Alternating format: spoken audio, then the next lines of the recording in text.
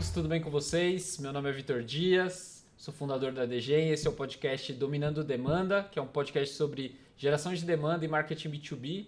Então, nós estamos retomando essa temporada e hoje tem um convidado muito especial, que conheci também pelo LinkedIn. Então, o LinkedIn tem feito várias conexões muito importantes e a gente estava trocando uma ideia agora há pouco e conversamos aí na semana. Tem muitos pontos legais para falar com o Danilo Almeida, que eu vou pedir para ele se apresentar olhando para a câmera e vocês conhecerem ele. E a gente tem um papo muito legal para falar de B2B. O Danilo ocupa uma cadeira muito importante numa empresa que é muito importante. Então, a minha função aqui é conseguir extrair do Danilo o que é possível da gente aprender com o Danilo como pessoa, né, com esse background de marketing, mas também a empresa que ele representa muito no marketing B2B. Então, o que for possível dele falar, as coisas que for possível dele compartilhar com a gente aqui.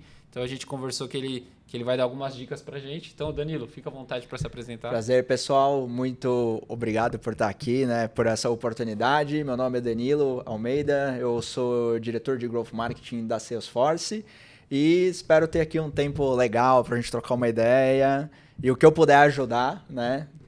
Vamos nessa. Muito bom. Danilo, me fala um pouco do seu background, de trás para frente, né? Então, a gente sabe, você vai falar um pouco depois no final da sua função atual, mas como que é a sua jornada em marketing, assim, que você já caiu em marketing, estudou marketing, trabalhou no quê até você ocupar essa cadeira de diretor de Growth Latam na Salesforce? Não, perfeito. Cara, eu fiz publicidade e marketing, né? E na época que eu fiz faculdade, assim, digital ainda não era uma grande coisa, né? Igual é hoje, né? Uhum. Então, assim, todo mundo que fazia marketing ou fazia propaganda, a gente queria trabalhar em agências publicitárias, né? Era o trabalho era o que se entendia também, né, das possibilidades. Exatamente. Né? E era assim, cara, meu sonho era ser diretor de arte, entendeu? Então, assim, eu trabalhava com Photoshop na época, Illustrator. Era então, mais do design. Era mais do design, a parte de criação, né? O objetivo era um dia eu me tornar um diretor criativo de uma grande agência, legal, né? Algo do gênero, né? Trabalhar na DM9, na África, coisas assim. Exato, né? E aí, assim, eu tive, né? Então, assim, quando eu tava na faculdade, eu trabalhei muito na agência da própria faculdade. Uhum. A gente prestava serviços, né? Para todo o comércio local, né? Eu fiz faculdade na São Judas, né? Então a gente tinha todo aquele comércio da Moca, a gente prestava serviço com a agência Júnior, que tinha dentro da própria Isso é universidade. Muito legal, né? Forma né? muita coisa, né? E gera vários empreendedores também, né? Demais. Isso fora assim, né? Que você tem toda aquela vantagem, que você tem a bolsa, né? Então, de manhã, quando eu tava fazendo faculdade, eu era monitor, né? Que eu basicamente apresentava tipo, a faculdade para colégios que vinham com o terceiro colegial para conhecer, né? Tipo, a faculdade. Então, eu e mais um grupo de outras pessoas, a gente apresentava a faculdade, falava sobre os cursos, né? E na parte da tarde, eu trabalhava dentro da agência Júnior. Né? E aí, em contrapartida, a gente tinha a bolsa, né? Sim. Então, a gente fazia tipo, a faculdade lá sem ter a necessidade de pagar grandes valores na época, né? Legal. Saindo de lá, eu consegui uma oportunidade de ir trabalhar em uma agência publicitária, né? Que era justamente a DM9 naquela... há muito tempo legal, atrás. Só, eu chutei e acertei. Que era muito tempo atrás, né? Como o quê? Na DM9 você foi fazer o quê? Não, assistente de arte, né? Direção de arte. Era então, isso que eu queria. Mesmo, não, isso era o meu foco, né? Esse era o meu foco, Onde né? chegamos, hein? Tô olhando o final aqui, que não é o final, ainda tem muita coisa pra acontecer, mas tá engraçado. Não, calma lá que a gente chega lá, que assim, é completamente louco, cara. Então, e aí, cuidado assim, você que quer ser diretor de arte, você pode virar um diretor de growth numa empresa de software, então... Tudo a ver, né? E aí, assim, cara, então assim, eu trabalhei por muito tempo, saí da DM9, fui para uma outra agência que na época era a Isobar, sempre trabalhando com arte, né? Sim. Então sempre com finalização de arte, como diretor de arte. E aí... Isso eu fiquei mais ou menos uns 4 anos, né? Entre essas duas agências. E aí eu comecei a me interessar, porque aí sim, a gente começou a falar sobre, por exemplo, SEO. Esses termos começaram a surgir, né? E eu comecei a me interessar por isso, né? Aí eu lia, né, tipo, alguns materiais e aí eu falei assim, cara, eu quero ir para essa área digital, né? Eu vejo que isso é o futuro e aí a gente tá falando mais ou menos de... Que ano mais ou menos? 2008, 2009, mais ou menos. Falei assim, cara, eu quero ir para esse segmento, né? E eu quero me, tipo, atualizar. Aí eu peguei, saí, abandonei, né, essa parte de agência e eu arrumei uma oportunidade de trabalhar numa construtora, né? Mas como coordenador de marketing. Tá. Né? Mas era uma tipo, empresa pequena, ela era familiar, Sim. né? Mas lá eu pude ter, assim, trouxe o conhecimento que eu tinha de direção de arte para a parte de digital. Então eu já comecei a mexer com site. Então eu criava o site, eu já pensava em fazer algumas propagandas online, né? Legal. Sempre mexendo com a parte criativa, que era meu forte, né? Legal. Até aquele momento, né? E assim, eu fiquei pouco tempo nela, fiquei 9 meses, né? Mas assim, ganhei muito... Assim, foi Mas uma você época... já tava numa outra posição também e você não tava mais... Você tinha um objetivo diferente lá, né? Não, completamente, né? Mas assim, a gente já foi assim, ganhando um pouco mais de né, tipo, experiência em outras áreas, né? E aí, saindo dessa construtora, eu fui para uma startup. E essa tipo, startup, ela estava nascendo bem na época das compras coletivas. Groupon, Peixe Urbano, quando isso estava tipo, estourando. E essa tipo, startup, ela tinha um site que concorria com eles, né? Que na época se chamava, acho que, Colmeia de Ofertas, né? E aí eu comecei a trabalhar lá, entrei lá também para mexer com arte em criações de website, né? E aí, nessa época, começou a surgir os termos UX, né? E aí essas coisas começaram a vir. E aí eu comecei a me especializar nisso, né? Legal. Vindo de UX, a gente trabalhava junto ali com um monte de gente de dev, né? E por causa desse contato, eu aprendi a fazer HTML, CSS... JavaScript. Legal. E aí eu comecei a ter contato, né, com programação, então vamos programar em Python, tudo isso nessa época, porque assim, eu acho que a coisa mais legal que teve nessa época com essa tipo, startup é você ter uma mesa enorme, entendeu? Com todo mundo trabalhando nela e Legal. você ali vendo todo mundo, entendeu? Trabalhando na área deles, assim. Legal. E aí vendo, assim, coisas completamente diferentes de tudo que aquilo que você faz. Então, assim, eu sempre fui agregando muito conhecimento quando eu podia, né? Então, eu tinha contato com tipo, o pessoal que fazia front-end, eu tinha contato com o pessoal que fazia back-end, e aí eu fui gostando disso e fui, né, começando a também me desenvolver nessas áreas, Legal. né? Saindo disso, um dos meus colegas que trabalhavam com a parte paga, né, dentro dessa startup, foi para uma agência digital que estava começando, né? E aí, nessa agência, o sócio proprietário, ele tinha comentado que ele estava querendo expandir, né? Sim. Porque era uma agência focada só em performance, né? E ele estava querendo expandir para a área de criação e para a área de dev.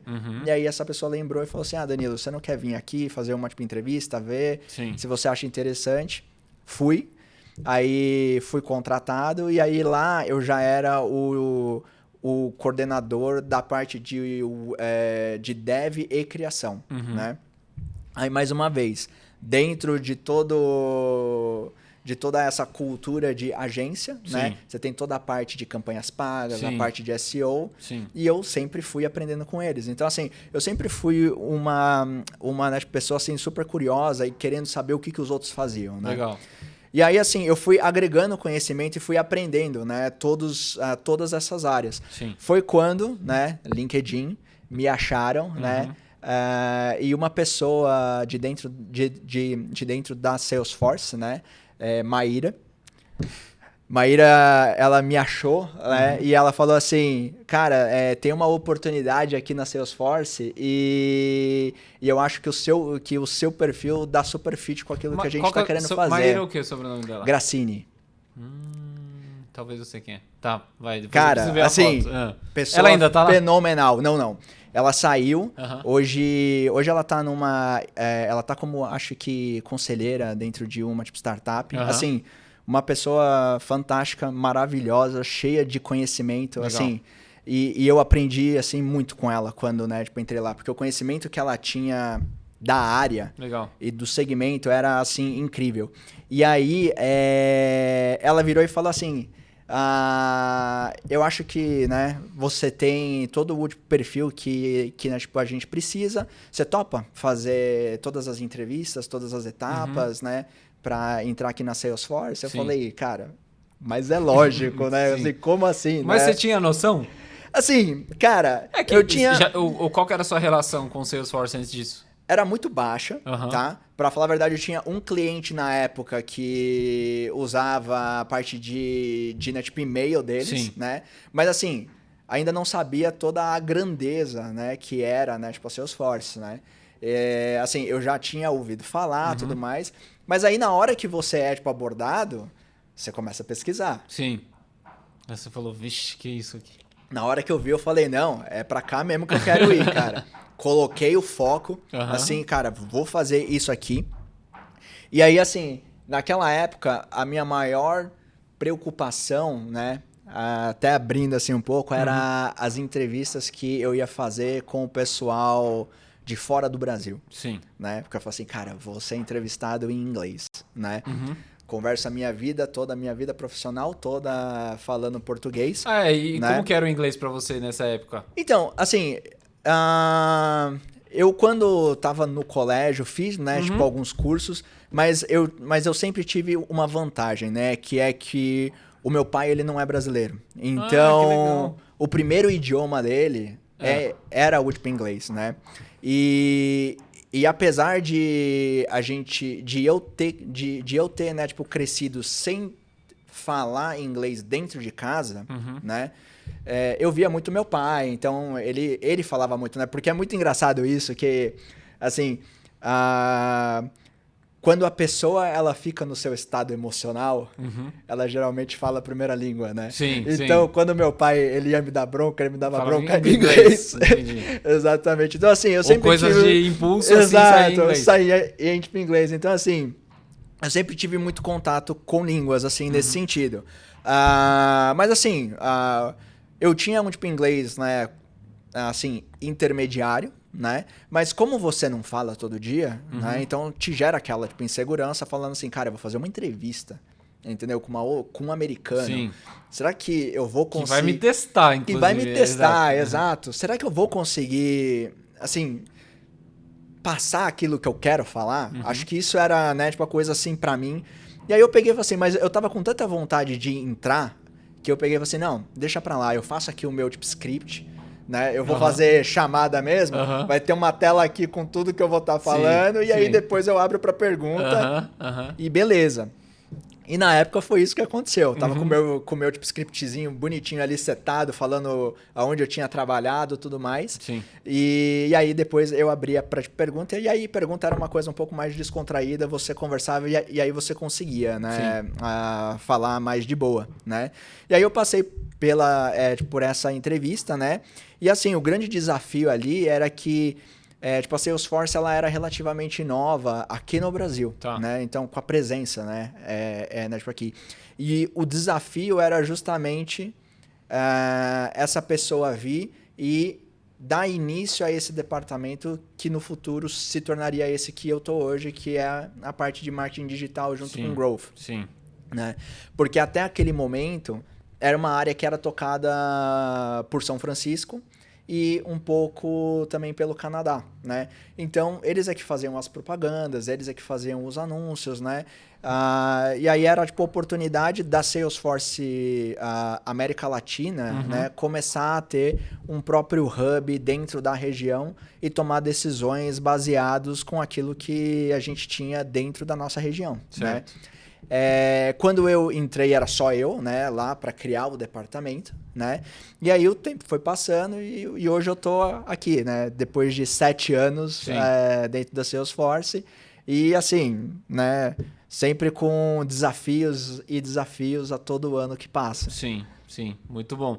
E aí, agora, quanto tempo você tá nessa cadeira de diretor na Salesforce já? Há 2 anos. 2 anos. 2 anos, 2 nessa. anos, boa. E aí algumas perguntas aqui sobre um pouco do desafio que que é ali da sua cadeira, que eu acho que ela é diferente dos brasileiros que vendem para o mercado brasileiro, mas acho que tem alguns aprendizados importantes, né? Você, quando a gente conversou, você falou que é muito diferente fazer uma campanha para diferentes países dentro de Latam. Certo. Né? Então eu queria que você falasse um pouco disso, mas menos do regionalismo de cada coisa, mas da importância da segmentação, né? Da adaptação da mensagem, porque acho que para Salesforce é uma coisa específica de regiões, e aí tem as suas nuances, mas quando alguém vai abrir um mercado novo, ou uma indústria nova, às vezes a gente pega o mesmo modelo, a mesma linguagem, a mesma coisa e joga e achando que vai dar certo. Então, queria que você contasse um pouco qual que é esse desafio e o que você tem que você tem que adaptar, o que você aprendeu nesse processo de ter que falar com o Brasil, que é uma coisa, e os outros países ali que você atende. Não, legal. Eu acho que assim, quando a gente está começando, né, e dependendo do tamanho de equipe, né, que né, tipo, você tem, assim, é natural você começar replicando. Né? Sim. Até porque você precisa de um como eu posso dizer, de um ponto de tipo, começo, né? Sim. Então você sair do zero inovando de cara. Assim, exatamente. Então, assim, uma das coisas que né, tipo, a gente fez, então, a primeira parte foi, vamos fazer aqui toda a parte de né, tipo, campanha para o Brasil. Aí a gente traduz isso para espanhol, a gente roda no México, roda na Argentina. E aí a gente começa a coletar dados. Tá. Né? E aí, coletando dados, esses dados você vai vendo que, por exemplo, um país tem uma conversão maior com essa oferta, outro país tem uma conversão melhor com outra oferta, entendeu? Então, assim, você vai coletando esses dados e aí você vai já tendo uma sensibilidade de que, por exemplo, por exemplo, o e-book, ele converte muito bem, né, tipo, aqui no Brasil, mas no México não tanto. México, uma demonstração, ela, né, tipo, ela converte melhor. Então, você vai pegando esses feelings. Sim. Com relação à mensagem, você também acaba tendo que né, tipo, adaptar. Porque, por exemplo, um desafio muito grande na América Latina, quando né, tipo, a gente fala, a gente às vezes tenta simplificar muito e aí a gente fala assim, Brasil fala português, né, e América Latina fala espanhol. Só que dentro do espanhol da América Latina, o jeito que o mexicano fala é diferente do jeito argentino, que é diferente do jeito colombiano. Então, assim, existem nuances, né? Tipo aí. E é nessas nuances que você tem que corrigir, né? Porque um argentino, quando ele vê tipo, a mensagem, ele sabe se aquela mensagem foi escrita para ele ou foi escrita para o mercado do México. Entendi. Só pelo jeito que tá escrito, Sim. né? Pelo tom que né, tipo, você coloca, né? Então, por exemplo, né, tipo, experiências que tipo, a gente teve, o público do México, ele é um público muito mais, vamos dizer assim, conservador. Ele é um público muito mais que respeita hierarquias, sabe? Então, quando você está conversando com um diretor, quando você está conversando com um C-level, você tem que ter uma mensagem que ele sinta que está sendo direcionado para ele. E não que você está conversando com todo mundo, sabe? Quando a gente vai pensar tipo, no Brasil, não, a gente já é mais assim, cara, já é mais tolerável nesse sentido. Então, tipo, a mensagem coisa que é para especialista vai... que acerta o CEO ele ama, tem coisas que variam. Exatamente, né? Principalmente com ofertas, né? Então, por exemplo, quando você vai trabalhar com essas ofertas, então, assim, por exemplo, no México, quando você vai conversar com um diretor, tem que ser um tipo e-book falando de dados, entendeu? Falando de mercado, falando de crescimento, né? Quando você vai fazer para um analista, você tem que fazer dando dicas de como melhorar determinada coisa. E tem essa segmentação muito clara, né? Mas isso é uma coisa que a gente foi aprendendo, testando, errando, corrigindo e acertando, né? E aí é que eu acho que entra muito essa metodologia de growth, né? Que assim, pega, testa, erra, corrige, acerta, vira, volta, e aí você vai fazendo todo esse looping. Legal. E uma dúvida aqui sobre segmentação. Então, as primeiras campanhas que vocês foram rodar para o Brasil, o que você vê de diferença do mercado americano para o mercado brasileiro em termos de copy, em termos de oferta, em termos de intensidade das coisas, assim? Você acha que é muito diferente ou a linguagem é meio parecida? Porque eu vejo que o americano... As coisas que eu vejo de americano, ele é muito pragmático, assim, é a minha leitura. Acho que agora tem mudado um pouco, mas sempre foi a vida inteira muito... Tipo, quando eu via... Revendi Microsoft, a Avaya no passado, algumas coisas assim. Era muito, cara...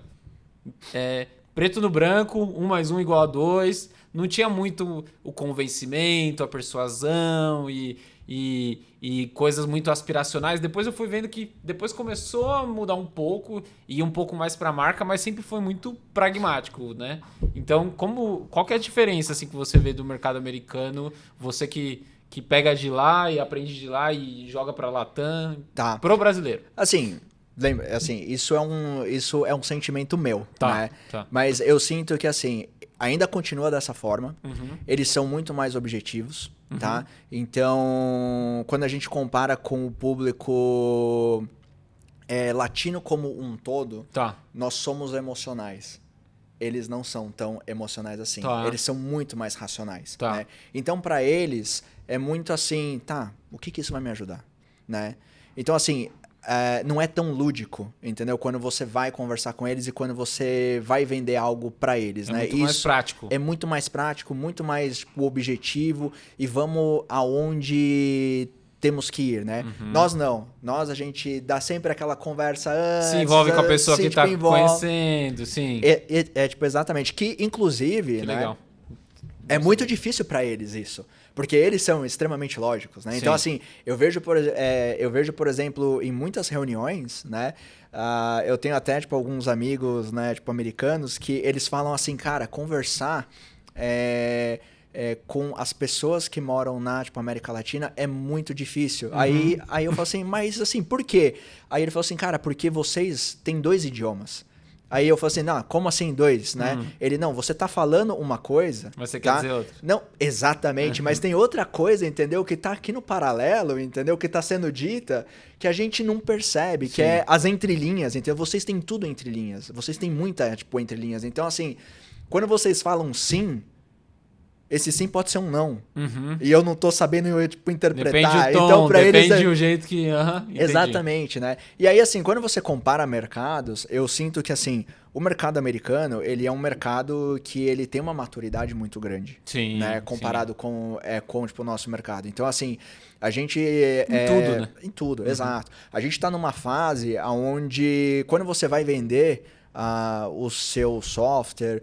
o seu, né, tipo, produto, você tem que investir muito tempo, tipo, na parte de ensinar para que aquilo funciona.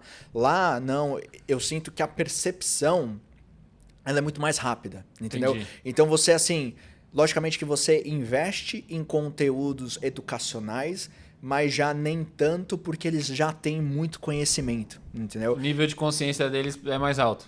Eu acho que é bem mais alto, Entendi. né? Mas da mesma forma, eu tipo, interpreto isso como uma vantagem para todas as empresas tipo B2B aqui no Brasil. Sim. Porque, na verdade, você tem a tipo, oportunidade de educar e lembrando que se a sua marca ela faz parte do começo dessa educação... Nossa, vantagem total. Exatamente, entendeu? Então você cresce, entendeu? Essa pessoa cresce, né, ouvindo a sua marca. Sim. É muito... Assim, você consegue converter de uma forma muito mais objetiva depois. Então mensagens diferentes ali. Então, o americano é mais racional e o brasileiro é mais emocional. Então... essa parte de segmentação e adaptação de mensagem faz toda a diferença para vocês. Sim, toda. Porque você não vai mexer no software, então é o que você tem, são as palavras, é a mensagem que você pode adaptar. Só dando um case assim, só para ter uma né, tipo, ideia, quando a gente ajustou tipo, mensagem, por exemplo, no México, tá? A gente, em 2 meses, a gente teve uma mudança mais ou menos de uns 20, 23% em conversão na hora que a gente acertou como que a gente conversa com aquele público. Né? E isso, assim, logicamente que a gente precisou fazer um tipo, estudo de mercado lá dentro. Sim. Né? Então, a gente fez estudos, a gente contratou uma né, tipo, agência para estudar, né, tipo, o mercado, entrevistar clientes da gente, né, tipo, entrevistar clientes que a gente perdeu para nossa concorrência, né, tipo, entender o porquê que a gente perdeu. Essas pessoas, elas foram... A pesquisa é uma parada muito subestimada, né? No total. Mercado B2B. Assim. Ela foi, por exemplo, eles estudaram, eles né, pegaram grupos, né, de né, tipo, empresários, colocaram os nossos anúncios, falaram o que vocês sentem com isso, qual é tipo, a mensagem que passa, o que você pensa, você entende o que você entende disso. E aí, depois disso, entendeu? Os caras, eles desenvolveram todo um material falando, ó, esse aqui é os dados, entendeu? Sobre o público do México. Tipo um focus group, assim. Exatamente. E aí, agora, use com sabedoria. Basicamente isso. Porque também tem isso, cara. É um tipo estudo de, mais de 100 páginas. Putz. Quando você vai ler, né, tipo, aquilo ali, cara, entendeu? E você tem que estar aberto a, tipo, aceitar, entendeu? Sim, todas as coisas que estão sendo colocadas ali. Sim. Mas quando a gente fez essas alterações, assim, mudou drasticamente o jeito que o público engaja com aquilo que você está fazendo, né? Que faz toda a diferença. Sim, legal, muito bom.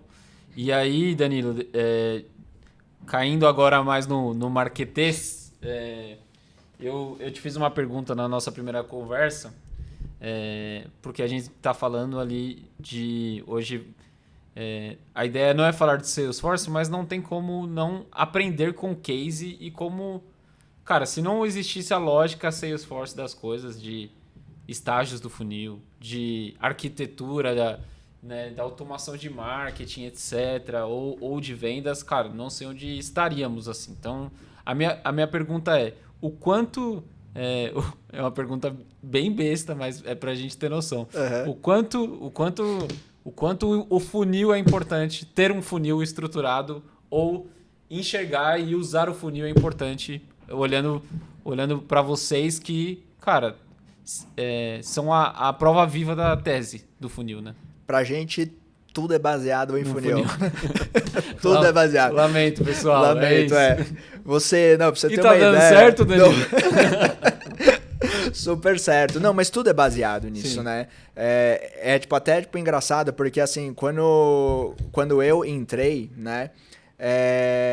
A gente tem cursos internos, entendeu? Pra gente, tipo, entender o jeito Salesforce de fazer as coisas. Que legal. Entendeu? Então, assim, quando você entra, você tem, por exemplo, né, uma trilha, entendeu? De cursos que você tem que fazer, né? E faz parte desse seu ramp-up, sabe? Sim. Que basicamente é o seu primeiro mês ali na Salesforce, que você tem que fazer todos esses cursos para, primeiro, você se contextualizar do que é aquilo, porque aquilo é um mundo, entendeu? De você se contextualizar e você saber conversar com as outras pessoas, entendeu? Sobre o que vocês estão falando, a linguagem, né?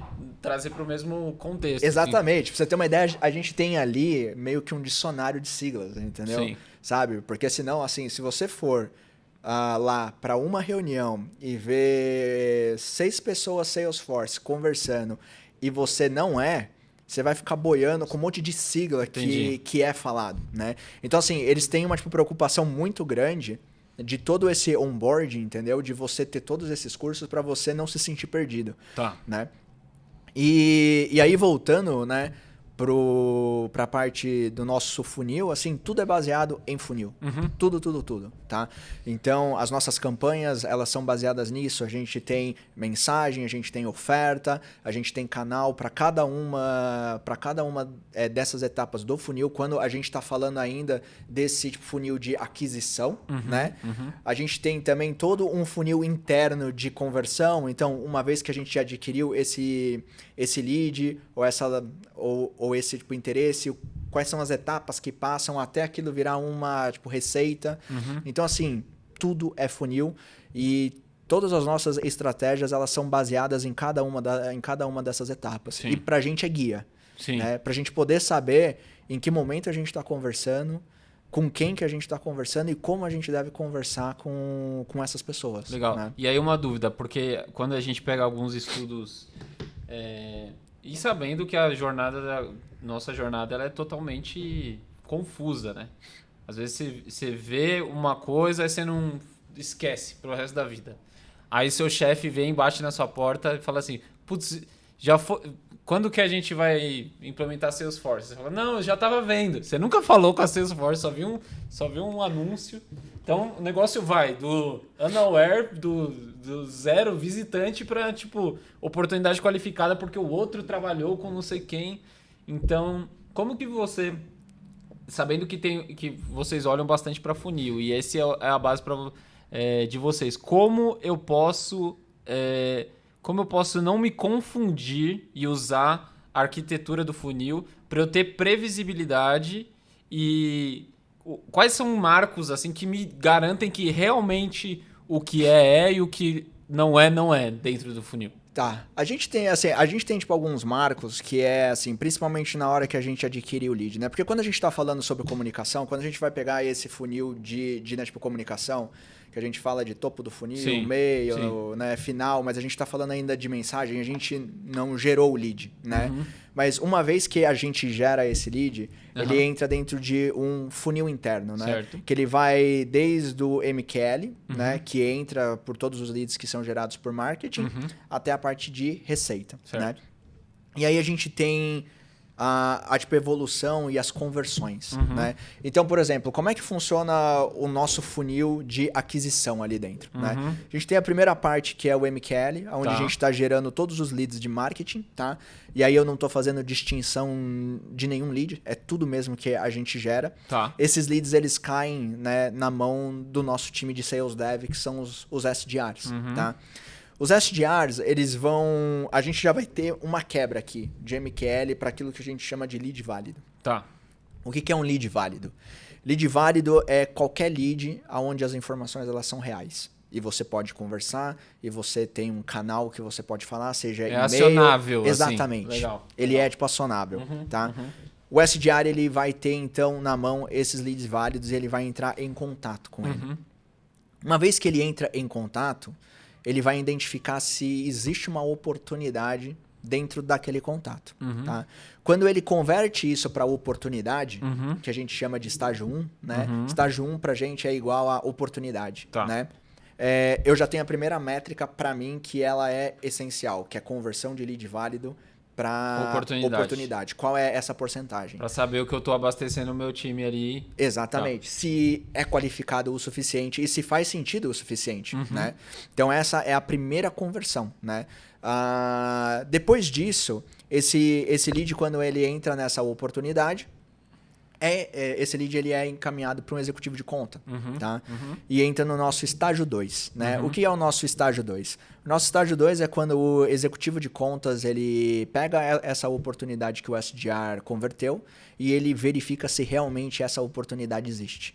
A partir do momento que ele verifica que essa oportunidade existe, ele já determina um pipe dentro dela e um potencial de venda dentro dessa conta. Então, ele pode falar assim, o pipe tem potencial, quais são as características do pipe para vocês? O pipe pra gente é...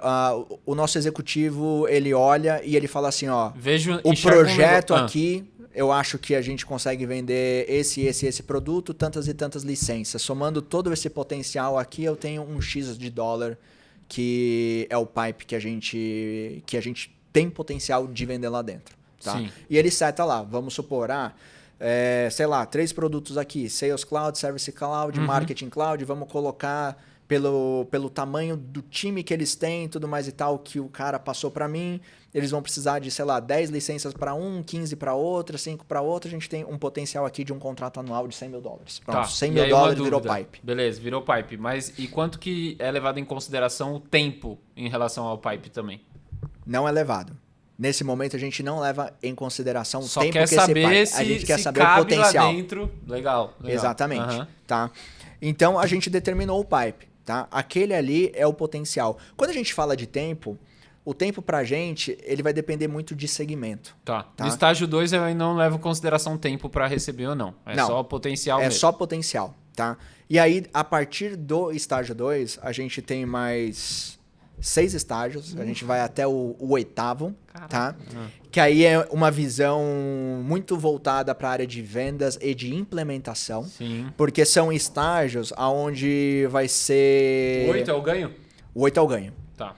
Tá? Então, assim, até do 2 até o 8, a gente tem estágios, por exemplo, com times para entender tipo, a complexidade do projeto, entender como que vai ser implementado, né? Então, assim, tem outras etapas que vão tipo, evoluindo ali dentro. Não é tá? só o cara querer também, tem várias coisas. Porque, assim, quando a gente está falando... quando a gente fala de uma pequena empresa... Essa conversão ela é muito rápida. Ela pula desse estágio 2 para o 8 muito rápido. Às vezes nem tem muitos outros estágios, porque nem tem muito o que ser falado ali, né? Sobre projeto, Sim. sobre... Né? Então, se envolver tanta gente. Tipo, exato. Mas quando você pega uma né, tipo, empresa, entendeu? Gigantesca, né? Você está falando que essa empresa provavelmente ela vai trocar de plataforma. E trocar de plataforma não é uma coisa tão simples. E ninguém quer ouvir também. Exato. Isso, né? Então, assim, tem que ser uma coisa muito planejada. E nesses outros estágios é justamente aonde você vai vendo, né, o como que isso é desenhado. Tem outras equipes que né, tipo, são envolvidas. Mas, assim, tirando eles, eu como marketing, eu parei aqui no 2 e aí depois eu volto a ver no último. Tá. No último é quando a gente tem a nossa receita, né? Ou o nosso ACV, que é Annual Contract Value, né? Sim, que é o nosso contrato anual, né? E aí, então, assim, tem 3 métricas que eu olho muito. Primeira métrica é conversão de lead válido para oportunidade, para eu saber se essa oportunidade que a gente está gerando, ela tá qualificada, tá? E o lead válido é você que passa, né? Exatamente. Então, não, é que você, na verdade é o que é classificado por aquilo que você passou para os seus dev. Exato. Isso, tá bom. Aí, uma outra conversão que eu vejo, tá? É de estágio 1 para estágio 2, oportunidade até pra a mensuração de pipe, né? Eu vejo essa tipo, conversão porque ela não é uma conversão diretamente ligada a marketing, mas é mais ligada direto ao time de sales dev, tá? Para saber se eles estão qualificando bem. Mas eu olho muito para saber se a gente está perdendo muita gente ali, né? Porque se a gente estiver perdendo, então talvez eu tenha que repensar o que eu tô gerando. Sim. E aí depois a conversão de pipe para ACV, né, que é a nossa tipo, receita. O quanto daquele pipe que foi dito que teria de potencial foi efetivamente convertido. Tá? Isso é uma métrica que a gente tipo, acompanha, né, diariamente, mensalmente. Quando a gente entra nessa questão de tempo, né, tem muitos leads que entram em tipo, estágio 2 em pipe, vamos supor, em janeiro, mas eles vão ser convertidos em março, entendeu? Mas eles entram dentro do mês, né? Tá. A gente não carrega muito aquele negócio de que, então isso é um tipo resultado de janeiro. Não, isso é o resultado de março, porque o resultado de janeiro também teve acumulado o resultado de dezembro do ano, ano passado, entendeu? Isso é uma dúvida que com os clientes da DGEN, cada um olha um pouco diferente o funil, até é interessante você falar, porque a gente vê vários e que tem várias etapas. E é isso que eu ia perguntar. É um bom ponto aqui. Então você olha o resultado do mês, do que aconteceu dentro daquele mês. Exato. Certo? Então, por exemplo, se eu tive um ganho ali de ACV agora que nós estamos em agosto, é o resultado de agosto. Não que é o resultado do que foi gerado lá em fevereiro. É isso? Isso. O que foi. Exato. É o que foi efetivado no mês. Então, sua meta de receita do ganho desse mês, obviamente, ela foi gerada para trás. Sim. Sim. E aí você vai saber que o próximo mês você tem chance de bater com aquilo que você gerou mais para trás também. Exatamente. Tá. Logicamente que você tem que ter conhecimento também das empresas com quem você está falando, tá? Porque, por exemplo, uma empresa pequena, ela tem que ser convertida dentro do mês. Tá? Agora, se a gente for pegar uma empresa grande com um projeto extremamente complexo, é natural que essa empresa ela converte em 3, 4 meses, exato. Tá. Né? Mas mesmo que a gente olhe dessa forma, a nossa intenção é criar e fechar. Né? Que a gente chama de create and close, né? Sim. Que é criar e fecha dentro do mesmo mês para você conseguir ter tipo, as metas. Mas assim, existem empresas, dependendo da complexidade, que se arrasta. Tá. E aí, só voltando aqui para o MQL. Aqui o MQL, porque do lead válido, o MQL ainda está na mão do marketing, certo? Certo, marketing gerou. Tá, marketing gerou, mas o marketing ainda não passou. Ele passa alguma coisa para ser validado para lead válido? Por exemplo, sinaliza ou o Sales Dev consulta os MQLs para Como que é essa passada do lead para eles? Tá, então... Porque eu quero entender um pouco do cara que levanta a mão e do cara que não levanta a mão para saber como ele cai no outbound. Tá, ok. Então, assim, como é que funciona? O nosso MQL, ele cai automaticamente pro SDR, tá? Dentro da própria plataforma. Tá? E isso tudo é a nossa tipo estratégia. Tá. Então, por exemplo, a gente tem o nosso website como o centro gerador. Certo? Então, assim, tudo aquilo que a gente gera pelo nosso website. Tá? Então, todas as nossas mídias, todos os nossos canais, obrigatoriamente, ele tem que passar pelo website. O site é o coração de tudo ali. De tudo, exatamente. A não ser uma ou outra estratégia que eu consigo fazer com que eles mandem o lead direto para nossa plataforma, para o nosso CRM. Tá? Porque hoje, como é que funciona? A maioria os canais estão conversando com o target clicou no anúncio, vai para o nosso site, que é onde está a nossa oferta, eles preenchem o formulário, esse formulário ele já está automaticamente conectado com o Salesforce. Tá? E já cai dentro da plataforma. Tá. Isso para o lead que quer um orçamento conhecer plataforma, certo? Certo. Tá, beleza. Tá? Isso é o cara que entrou por exemplo, todas as nossas iniciativas de inbound. Tá? Então, inbound caiu já direto dentro do Salesforce. Dentro do Salesforce, a gente tem um roteador que tem regras dentro dele. Tá? Essas regras excluem os lixos. Tá? Então... tipo e-mail errado, telefone errado, dado errado, né? Então a gente tem diversas regras ali que a gente exclui o máximo que a gente consegue pro SDR ele ter contato só com aquilo que é válido. Né? Então, por quê? Porque a gente não quer que o SDR ele perca tempo vendo que, mas esse cliente ele tá com tipo e-mail errado, ele tá com, né? Então por isso que a gente não consigo, isso aqui é um bom ponto. Por isso que a gente tem esse roteador dentro da plataforma, entendeu? Que já elimina isso, tá? Então, isso já faz a primeira limpa, né? Aí depois vai pro SDR, tá? Aqui eu faço uma separação, porque isso era uma coisa que eu estava até conversando esses tempos em um grupo do WhatsApp, que é assim, cada empresa ela tem as suas próprias siglas, tá? Então, no caso da Salesforce, o SDR, ele só trabalha com inbound. Ele não faz outbound, tá? Quem faz outbound dentro da Salesforce é o BDR, né, que é o Business Development. Tá? Então a gente tem essas duas separadas. Ele só trabalha tipo inbound. Né? É que eu sei porque quando a gente lê aquele livro Receita Previsível, o SDR ele faz outbound, né? Sim. E aí o tipo inbound é uma outra sigla até. Sim, MDR, alguma coisa assim. Marketing Development, alguma coisa assim. Então assim, a gente está falando aqui só da parte de inbound, né? E aí, depois na hora que passa por esse tipo roteamento, né? Esse roteamento, a gente também tem algumas regras que dá um score para esses leads na hora que cai dentro do SDR. Certo. Tá? E essas regras, elas vão levar em conta, por exemplo, tipo de oferta, elas vão levar em conta canal, elas vão levar em conta cargo, elas vão levar em conta se já teve engajamento com outras campanhas, né? Justamente para dar esse score de 1 a 5, né? Essa é a forma que a gente garante que o SDR vai ter contato só com leads qualificados. E aí o que acontece? Passou, SDR só trabalha score 3, 4 e 5. 1 e 2 sai. E ele nem vê isso. Tá? Trabalhou com isso é quando ele começa a pegar oportunidade. Fazer a conversão para oportunidade. O que muda do outbound? O outbound ele vai receber uma lista de empresas, né? Onde ele vai fazer a prospecção direta. Tá? Então, o outbound ele já entra ali dentro de estágio 1, né? Que é oportunidade, que ele tem uma lista de 20 clientes e ele gerou 3 oportunidades. Entendeu? Então, o lead válido dele é a lista dele, né? E uma coisa que a gente faz de diferente lá é que quando a gente fala de estratégias de net inbound e outbound, é que a gente geralmente para ajudar o BDR que está fazendo o outbound, a gente geralmente pega essa lista e faz campanhas para a lista. Né?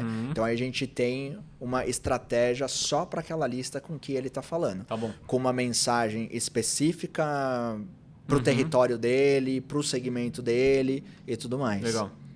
Legal. Boa. E Tá, e aí quando vocês entregam pro BDR, aí são as campanhas com algum contexto do que ele tenha passado por alguma coisa, assim. Exato. Então, por exemplo, a gente, tipo, os nossos BDRs, eles às vezes eles são separados por território, às vezes eles são separados por segmento, né? Então, dependendo de como que é essa lista que eles compartilham com a gente, vai de acordo com o assunto que a gente vai falar. Então, por exemplo, se eu tenho um BDR que o setor dele é finanças, a lista dele inteiro vai ser banco, vai ser tipo investimento. Então, tipo, a nossa mensagem ela já vai ser muito mais direcionada para isso. Sim, tá? sim. E ela já é uma mensagem aonde a gente está falando de final do funil. A gente não vai ficar fazendo campanha de awareness. Sim. A gente já vai direto pro ataque de geração, né? Porque a gente já sabe qual é o setor, a gente já sabe qual é a tipo empresa e por conta do BDR, a gente já sabe qual é a dor. Entendi. Então, a gente já vai direto ao ponto. Sim, né? sim. Legal. E me fala uma coisa, como que fica inclusa a disciplina de geração de demanda dentro disso tudo? Tudo isso é geração de demanda? Existe uma área de geração de demanda? Geração de demanda é uma disciplina dentro de Growth? Como que funciona um pouco essa função ou essa área dentro de Salesforce? Existe uma área que não é a sua e que é de geração de demanda? Sim, tipo, existe. A gente tem uma área que ela é focada em geração de demanda, mas ela é uma área que trabalha muito mais com a parte do topo do funil, né? Então, ela acaba ali passando muito mais aquele conhecimento sobre a marca, tipo, lançamento, né? Criando aquela base, né? Para depois a minha área atacar ela, né? Entendi. E aí a gente começar, né, a tipo evoluir, né? Tá. Eu tipo até brinco e falo assim, o que o SDR você fica quase compatível com o SDR aqui que está abaixo de você, acima de você tem demand gen que desce as coisas para growth. É meio que isso, mais ou menos, não? Mais ou menos, porque assim, a gente fala assim que a parte de geração de demanda, ela é uma parte que ela lá pra gente, ela tá cuidando muito mais da parte de awareness, tá. né? Como um todo, né? Tá. Então ali o princípio é muito maior em termos, tipo, muito maior com relação à mensagem, né? Tá. Então, com tipo, relação a, por exemplo, lançamento de produto, por exemplo, como acertar tipo, a mensagem que a gente está querendo passar, ou como que a gente está querendo passar tipo, aquela mensagem. E aí o que acontece é que eu me abasteço dessas campanhas, né? Para justamente começar a descer o funil, tá? Quando eu trabalho, por exemplo, tipo, a minha área, ela também trabalha com awareness, mas a gente faz uma distinção. O meu awareness é muito mais focado em produto. Tá. E já, na verdade, entendeu? Dando menos educação e mais direcionado. Exato. Tá. Exatamente. Tá, entendi. Legal. E como que é essa relação de áreas, vocês e geração de demanda? Social tá dentro de geração de demanda? O que tem dentro dessa caixa de geração? O que tem em geração de demanda e o que tem dentro da sua em termos de habilidades, canais e por aí vai? Entendi. Então, território. O que tipo, acontece? A Growth é onde mora todo o time de digital. Tá bom. Tá? Então, as outras áreas, elas têm tipo, iniciativa, mas elas também operam pela gente. Entendi. Né? A gente tem a nossa meta, a gente tem os nossos principais tipo, stakeholders, mas também a gente atende em outras áreas. Exatamente. Tipo... Demand Gen. Tipo o BDR mostrar a lista que ele está atacando para você poder fazer alguma coisa. Exatamente. Né? Então a gente acaba prestando... Né? A gente meio que vira uma mini agência, entendeu? Para outras áreas. Certo. Né? E assim, a nossa relação, ela é... Assim, como prioriza um backlog dessas coisas? Backlog dessas coisas, prioridade é meu time, a gente tem que gerar. Não, brincadeira. Não, mas a gente tem, né? A gente usa lá, né? Acho que é o Asana, né? Sim. Tipo, a gente usa Asana, a gente faz todas as nossas, né? Tipo, cadências, a gente tem eu fico pensando, outbound, vocês tendo clareza do que vocês querem fazer, aí o outbound precisando de uma coisa e aí Demand Gen descendo algumas coisas, então eu fico imaginando como que... Essa é a mágica do time do Brasil, cara. Que só existe aqui. Sim. Não. Mas assim, isso aí depois é gestão de né, tipo, projetos, Sim, né? Então sim, a gente sim. tem, tipo, a gente tem... Tem as iniciativas do tipo, as quarto, iniciativas, exatamente, né? Tudo A bem gente tem definido todo ali. o Kanban lá, com todas as tarefas, tudo que a gente tem Sim. que né, tipo, executar. Sim, existe muita negociação de prazo, Sim. né? Tipo, não tem como, né? Então isso é uma coisa que às vezes as áreas ficam chateadas, Sim. tipo, às vezes não, mas assim, faz parte, é Uhum. o jogo. E aí é muito mais é muito mais uma tipo, questão de relacionamento entre as lideranças dessas áreas, né? Pra tipo, organizar isso, né? Aí tá. Então toda a parte digital tá lá dentro da sua área. Exato. Tá. E aí isso contempla tanto performance analytics ou também a parte de criativa, vídeo, motion lá e coisas mais assim? Tudo, cara. Absolutamente tudo, Tá, né? tá. A gente, na verdade, tipo, a gente tem uma parte da nossa vida, né, que representa 80% dela, que é focada no funil, né, focado em performance e abastecer todo o time né, tipo, sales dev. Uhum. E a gente tem esses outros 20% que é As outras iniciativas ali. exatamente com as outras áreas, né? Então, por exemplo, a gente também ajuda a área de eventos, quando eventos tem que fazer alguma coisa tipo o que- lançamento, tipo demand gen, quando Sim. tem que fazer algum lançamento de alguma iniciativa. Se for digital, é tipo a nossa área que supre isso. Tá. Se for uma parte offline, né? Aí a área, cada uma das áreas, elas têm as suas agências, elas têm os seus modos tipo, operantes de executar. Legal. Uma dúvida. Como que vocês pensam? Aí não sei como que é a palavra e qual que é o conceito lá dentro, mas como que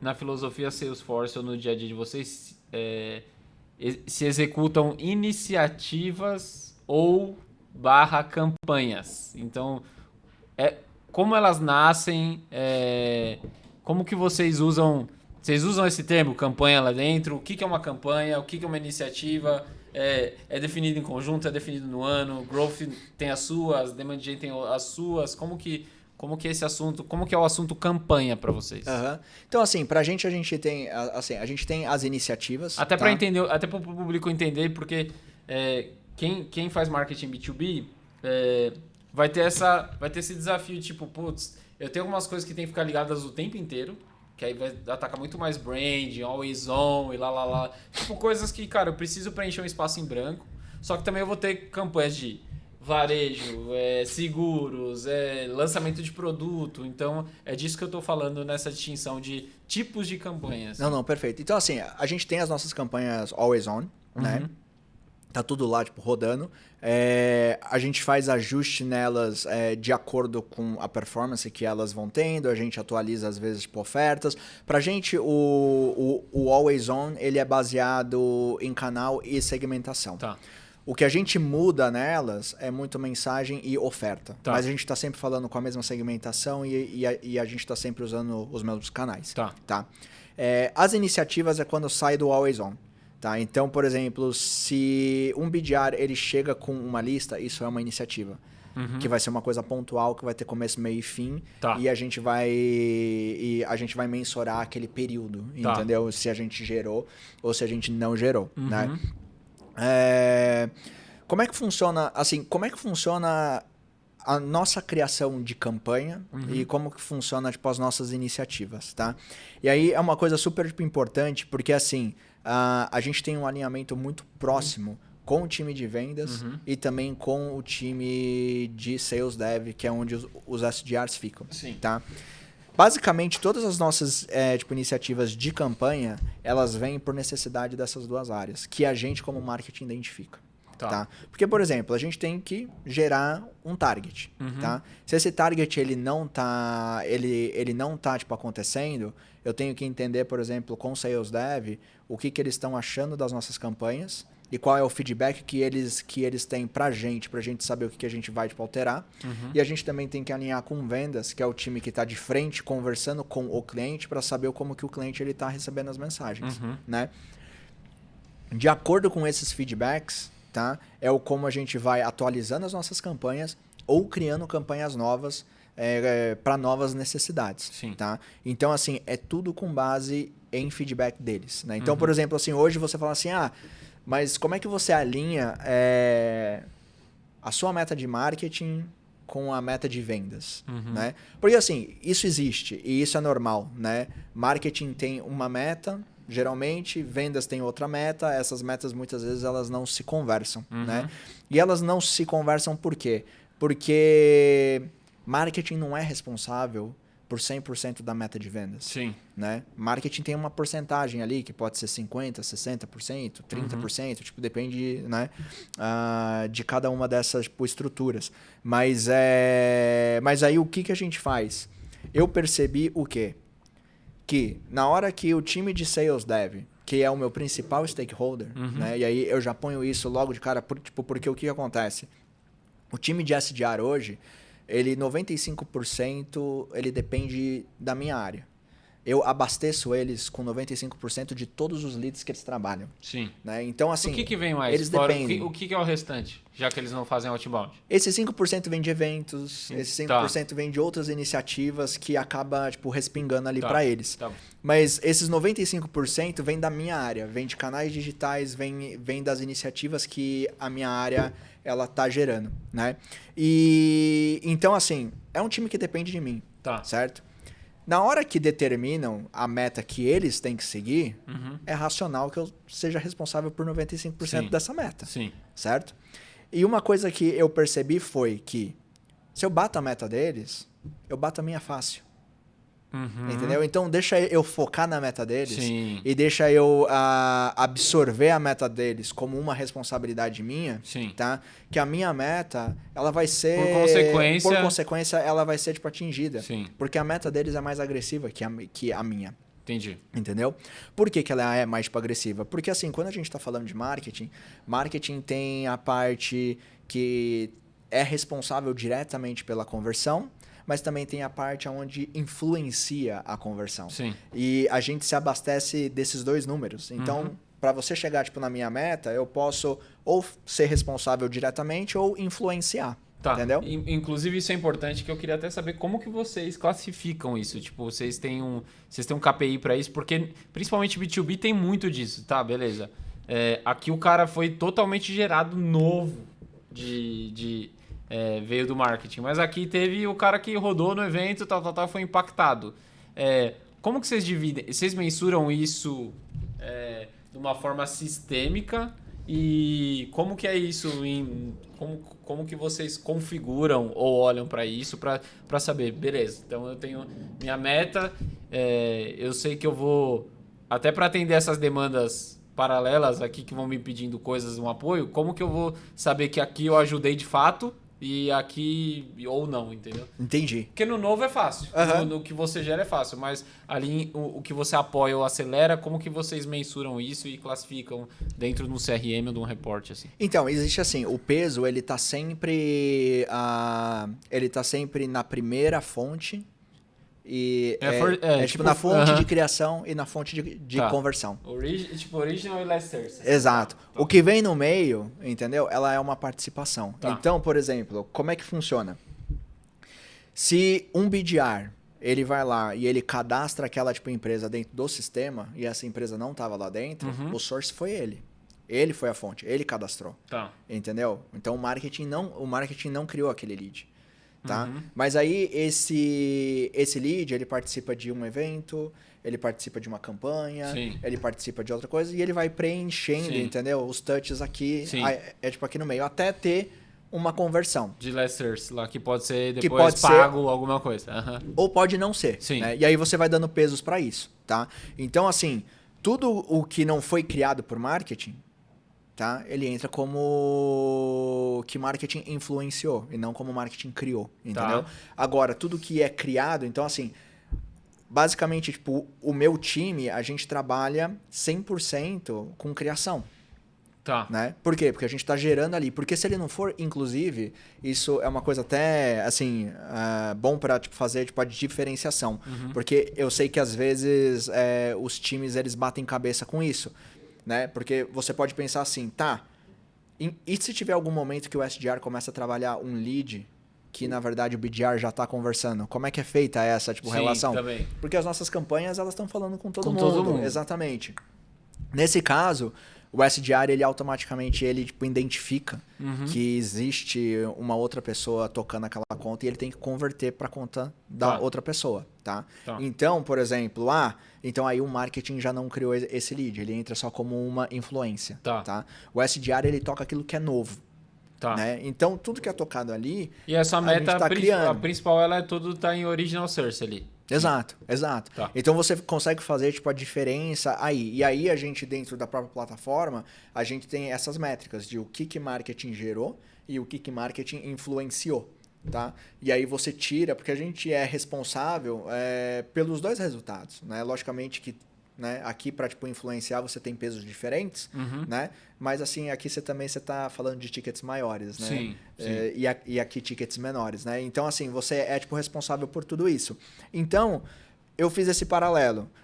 Quando eu fiz esse paralelo de que se eu conseguir atingir a meta do time de Sales Dev, eu bato a minha, eu incorporei aquela meta para mim. Entendeu? E aí eu comecei a setar, entendeu, as nossas campanhas e os nossos targets de acordo com aquilo que o time de Sales Dev ele precisava entregar, tá? E aí, logicamente, que depois disso a gente vai e a gente entende com vendas, né? Por exemplo, com o time de vendas, o quanto do time de Sales Dev representa para dentro do time de vendas. Sim. Então, por exemplo, sei lá, ele pode falar assim, para o segmento de pequenas empresas, o time de Sales Dev representa, 40% de tudo que o time de vendas gera. Porque os outros 60% é o próprio time de vendas fazendo outbound e correndo atrás, entendeu? Então aí, com isso você já vai tendo esses números, tá? As nossas campanhas, 100% baseadas em feedback que a gente tem do time de Sales Dev. Então... Isso até é muito engraçado, porque assim, a gente tem canais lá dentro, né, abertos, né, assim, com todos os times, né? E na hora que a gente lança uma campanha e a gente anuncia que a gente lançou ela, é questão de minutos até a gente ter os próprios SDRs falando, o lead tá bom, lead tá ruim, lead tá faltando essa informação, e aí com isso a gente já começa a ajustar, né? Isso com as campanhas que a gente cria. Com o time de vendas, eu busco insight muito mais de mensagem e muito mais de mercado, né? Então, por exemplo, assim, cara, eu estou fazendo campanha falando sobre produtividade, mas eu quero saber com o time de vendas... Lá na ponta, o que estão comprando. Né? Exato. Assim, produtividade está sendo um tema falado, Sim. Eles estão procurando isso, né? Aí o cara vira e fala assim, não, eles estão falando muito sobre integração. Perfeito, tá? Aí eu já mudo a minha mensagem. Aí eu já direciono a minha campanha e falo assim, vamos parar de falar sobre produção, vamos começar a falar sobre integração. E aí a gente vai ajustando as nossas campanhas. E aí dentro disso, né, seguindo todo aquele fluxo de experimentação, onde você vai, você desenvolve, você cria, você tem o feedback, se deu errado você vai lá, corrige, joga para um outro fluxo e aí você vai seguindo isso. Boa. E falando um pouco de experimentação, o quanto você recomenda de tempo para as coisas ficarem no ar para darem certo ou darem errado? Então, vou dar um exemplo prático aqui para a gente tentar ficar claro. Uma campanha que seja muito fundo de funil, não tem outra... Não tem uma outra ação que você espera. É conversão na veia, assim. Quanto tempo você deixa rodando para saber se teve sucesso ou não? E o que você olha? Porque, por exemplo, vamos supor que você deixou lá, mas teve uma conversão até agora. E aí, deixa mais tempo ou deixa... Como é que você pensa isso? Ok. Uma particularidade minha. Eu não gosto de mensurar isso por tempo. Eu gosto de mensurar isso por alcance. Tá. Então, por que eu faço isso? Porque eu posso rodar uma campanha hoje e eu deixar ela um mês, entendeu? E ela ter atingido 100 pessoas. Certo? Certo. Ou eu posso lançar ela e um dia ela atingir 2.000 pessoas. Sim. Entendeu? Então, assim... Eu já tenho uma amostra totalmente diferente. Totalmente diferente, exato. Então, para mim, é muito mais em alcance, em número de pessoas que eu tô conversando, para eu ter o mínimo de tipo, feedback para eu saber se aquela campanha ela tá certa ou não, tá? Então, assim, eu mensuro muito por isso, tá? Mas eu sei que, assim, se a gente for cair para tempo, tá? Você tem que ter uma ideia minimamente de assim... De forecast, de, assim. Exato. Quantas pessoas você quer falar, quanto que você quer gerar, né? E eu acho que, assim, você precisa ter um mínimo de tempo para as ferramentas elas entenderem a campanha, tipo, automatizarem. Então, assim... Mínimo quanto? Quanto que a gente tá falando? Sei lá, uma semana, no mínimo, né? Depois de uma semana, se você não apresentar melhoras, né? Ou se você não conseguir coletar dados tipo, o suficiente, aí você tem que tipo, retirar, tá? Mas assim, sempre pensando em engajamento, porque assim, se rodou uma semana e você conversou com 10 pessoas, você não tem base. Não tem base pra poder desligar. Exato. Aí de duas, uma. Ou você aumenta o seu tipo, investimento aqui pra, sabe, conversar com mais pessoas, ou abre a sua campanha, porque a sua campanha ela tá extremamente segmentada. E você não tá conseguindo ter entregar. E você não tá conseguindo ter audiência. Lá exato. Na ponta. Legal. Exatamente. Legal. Muito bom. Tem tantas perguntas. Não, pode ficar à vontade. Não, mas isso é muito legal. Eu acho que de alguns pontos aqui que eu anotei para ir voltando e lembrando de algumas coisas que a segmentação é importante, né? Então, dentro da mensagem, então isso pode fazer, cara, salvar ou acabar com uma campanha. Então, isso é muito legal. E aí, junto com isso, você falou também da pesquisa de mercado que fez total diferença ali para vocês atuarem em outras regiões.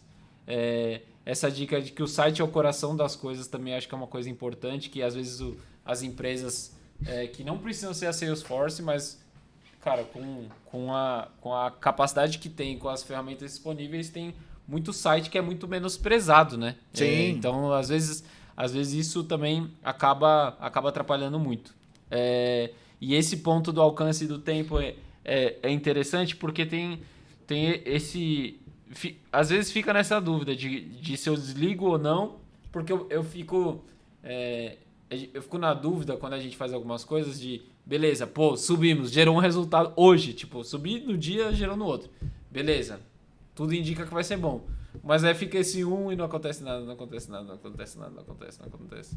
Então, aí esse meio tempo para gerir as ansiedades e a meta ali, é difícil tomar a decisão de pausar ou não algumas coisas, né? Por isso que assim, a gente... E até uma pergunta, quando que eu devo pausar alguma coisa ou não? Cara, assim, a gente tem... A gente faz muito, vamos colocar como experimentos simultâneos, né? Então, isso faz com que a dor de pausar ela seja menor. Né? Porque você tem muita coisa rodando ao mesmo tempo. Exato. Tá? Porque assim, quando você tá com uma única coisa, né? Um filho único ali, sim, é muito difícil você tomar essa tipo, atitude de, cara, deu errado, eu errei, eu vou desligar. Então, assim, quanto mais coisas simultâneas você tem, legal, menos apegado você fica...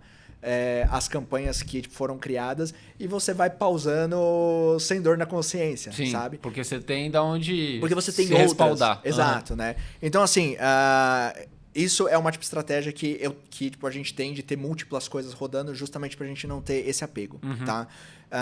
No meu caso, de acordo com a verba que eu tenho e com as audiências que eu tô conversando, tá? Eu deixo uma semana, tá? Se uma semana não rodou, eu tento reavaliar... Uma semana tendo entregue bastante... Entrego bastante audiência, exato, tá? E mais do que isso, tá? Não é só tendo entregue, tipo, audiência, mas eu tô coletando... Lembra que eu tô coletando feedback do time dos SDRs, sim, tá? Porque eles podem falar assim, Danilo, a gente não conseguiu converter ninguém para oportunidade, estágio 1, tá? Mas a gente tá falando com o público certo. Tá? Estão vindo as pessoas certas, elas só não estão no timing certo, sim, tá? Então, assim, se o problema é timing, deixa do jeito que tá, porque uma hora a gente vai pegar. Sim. Se a gente for lembrar dessa regra que né, tipo, existe, do 95/5, sim, entendeu? Então, assim, né? Tipo, 95% das pessoas ainda não estão na fase da compra, 5% estão. Então, assim, cara, deixa ela rodando, porque os SDRs falaram que o perfil tá certo, tá vindo, sei lá, tá vindo o diretor, tá vindo do tamanho de tipo, empresa certa. Tá a gente dentro só do não ICP, chegou, exato. A gente só não conseguiu converter ainda. Sim. Então deixa rodando, que uma hora a gente vai achar o cara. Sim. Tá? Agora, se ele vira e fala assim, cara, não tem nada a ver, tipo, as pessoas que estão caindo aqui pra gente... Desliga. Desliga. Uma semana é tempo suficiente para você saber. Até porque... tipo, lá no nosso caso, no terceiro dia, a galera já vai estar ali quase que numa rebelião, falando, desliga esse negócio que eu não quero mais conversar com o target dessa campanha, entendeu? Então, assim, é por isso que eu falo que depende muito do volume, né? Porque se o volume for muito grande, seu SDR ele já vai querer, entendeu? Te esgoelar no segundo dia de né, tipo, campanha rodando. Você vai saber logo, né? E o feedback vem logo das duas coisas, né? Quando é muito bom, ele vem muito rápido, e quando ele é muito ruim, também ele vem muito rápido. Não, também vem muito rápido, exato. Então, assim, o que eu, tipo, recomendaria é, rode bastante coisa junto, para você não ter apego, tipo, emocional com as campanhas, e você ficar mais tranquilo para você parar, tá? E sempre tenha feedback quase que instantâneo, entendeu? Das pessoas que estão recebendo seus leads. Tá. Para você saber se o problema, ele é um problema de segmentação, ou se às vezes é só um problema de timing. Ou do mercado, né? Também de como que tá agora essas pessoas, né? Então, exato. De entendimento, maturidade e por aí vai, né? Por exemplo, dando, né, tipo, exemplo, uma vez a gente rodou uma né, tipo, campanha para um dos nossos produtos, e aí o target, tipo, o nosso target era pessoas de tecnologia, certo? Então, assim, a gente queria conversar com CTOs, a gente queria conversar com pessoas que, né, com o diretor, mas tudo dessa área. E, assim, as nossas ofertas, assim, os anúncios estavam, assim, mensagem ótima, tava tudo certo, cara. Mas a gente tava gerando só lead de desenvolvedor. Era dev, tipo, era dev. E, assim, a campanha, ela foi um sucesso, assim, no sentido de gerar engajamento, gerar, tipo, as pessoas querendo, entendeu? A gente só falhou no target que a gente não chegou. Na hierarquia. Exato. Porque, assim, mas vocês não estavam... Olha só que coisa doida. Mas vocês não estavam com essa segmentação? A gente estava, mas o material que a gente estava disponibilizando era muito técnico para um CTO. Sim. Então ele era muito mais interessante pro dev, que tá ali, entendeu? Tipo, criando as coisas, que pro cara de negócio. Sim. Entendeu? Então, assim, mas isso é uma coisa que a gente entendeu com 4 dias. Sim. Por que com 4 dias? Porque os SDRs já estavam falando assim, cara, só tá entrando dev, eu não consigo evoluir a conversa. Sim. Entendeu? E aí a gente trocou a oferta. E é uma coisa que eu não sei se muitos marqueteiros têm muita noção, mas ele é velho, muito velho na publicidade americana, isso é a coisa mais velha do mundo. Quando eu não... É que ainda no B2B a segmentação é muito boa, né? Se tratando de LinkedIn, etc. Mas tem um jeito de você segmentar, que acho que é um pouco das coisas que você falou no papo que a gente teve, que é muito segmentar na oferta ou na mensagem também, né? Sim. Então eu consigo segmentar e entender esses impulsos pelo que eu tô falando, e não necessariamente o canal, a segmentação ali da plataforma, mas sim da mensagem que eu tô levando também, né? Exatamente, né? Porque assim... É uma coisa assim, isso pra gente foi muito óbvio, né? Então, assim, quando você tá conversando com diretores, quando você tá conversando com C-levels, você tem que levar, tipo, a conversa muito para um lado de negócio, muito para um lado mais executivo, né? Então, ele não é, assim, sabe... Não é o CMO que vai se atrair por uma oferta de 10 dicas de como deixar a sua jornada de tipo, e-mail marketing mais eficiente. Sim. Entendeu? Não é esse cara. Sim. Isso é uma oferta, por exemplo, para um gerente, para um coordenador. Exato. Entendeu? Então, assim, mensagem e tipo, oferta, cara, isso diz muito para quem você vai, tipo, segmentar. E às vezes você segmenta só pela oferta. E, tipo, você pode deixar a sua segmentação aberta. Não façam isso. Mas, assim, você pode deixar a sua segmentação aberta, porque só a mensagem, o cara vai olhar e ele vai tipo, falar assim, nossa senhora, isso aí não tem nada a ver comigo. Ou entendeu? vai falar, putz, é exatamente o que eu tava... Exatamente, né? Então, assim, você já consegue fazer isso, né? Mas não, sempre que possível, segmentem. Sim. Não deixe só para mensagem e para tipo, oferta. Porque, por incrível que pareça, né, assim, né, eu acho que todo mundo que trabalha com tipo B2B já pegou uns leads que você olha e você fala assim, como que essa pessoa entrou no meu funil? Pois é incrível. Não dá para saber. Não dá para saber. E o último tópico, penúltimo, que eu vi uma publicação sua no LinkedIn que eu achei interessante, que é falando um pouco da importância do profissional de marketing, da área de marketing, entender de finanças. Então, Danilo, eu queria que você falasse um pouco disso. O quanto que essa bagagem ajuda nesse dia a dia, porque marketing não é uma ciência não é exata, mas não é humanas, ela flerta com várias coisas. Às vezes, se você for financeiro demais, você perde a noção do mercado e às vezes onde você tinha que gastar mais. Às vezes, se você está muito pro funil, você não enxerga muito, você vê o funil se movimentando, mas perde o qualitativo. Então, é um trabalho complicado do marqueteiro e eu queria um pouco ouvir essa sua visão e como tem sido positivo para você também entender de finanças e qual é a importância de entender de grana e das métricas de contabilidade, por aí vai. Entendi. Assim, eu não diria que você precisa ter um conhecimento enorme em termos de contabilidade, né? Você não vai ser o CFO, né? Mas, assim, você ter o conhecimento mínimo sobre finanças faz com que você entenda decisões que um CFO toma. Sim. Tá? E aí, tipo, não só isso. Assim, para mim, como é que eu caí nessa parte de né, tipo, finanças, né? E como que isso se tornou, tipo, importante para mim, tá? Então, assim, tipo, primeiro que eu comecei a tipo, estudar finanças por uma tipo, questão particular, tá? Então, relacionado a quero ter tipo investimentos, quero tipo investir, então por conta disso eu quero conhecer um pouco as empresas que eu tô tipo investindo e eu vou ter que ver um balanço, preciso entender o que tá acontecendo. Vai pegar uma DRE, uma demonstração, então assim, eu quero minimamente tipo entender. E aí, quando eu fiz isso, para mim foi lógico falar o quê? Cara, deixa eu avaliar aonde eu estou trabalhando, entendeu? Que, inclusive, isso é uma coisa que a gente teria que tipo, fazer, por exemplo, quando a gente está querendo trocar de emprego. Quando a gente vai para qualquer outra empresa, a gente tem que entender como que, tá o caixa, como que a outra empresa tá. Porque você não quer entrar na outra empresa e depois ela passar por uma crise financeira dali 3 meses e tipo, você ser demitido, né? Então, assim, já começa por aí. Legal. Mas, assim... Bom ponto. Quando eu comecei a tipo, entender isso e eu comecei a ver os dados, para mim, principalmente assim, quando você senta em determinadas cadeiras, tá? Você vai começando a entender o porquê determinados executivos tomam determinadas decisões. Porque começa tipo, a fazer sentido por conta dos números que estão sendo apresentados, entendeu? Dentro da área financeira. Tá? E como que a tipo, empresa ela tá conversando com os investidores. Tá? Então você olha e aí você fala assim, cara, sei lá, eu tô vendo que tá tendo um push muito grande dos investidores, entendeu? Para eficiência de dinheiro. Entendeu? Eu já consigo entender que, cara, isso vai me tipo, impactar, sei lá, eu acho que no próximo quarter vão me cortar budget e eu vou ter menos budget, entendeu?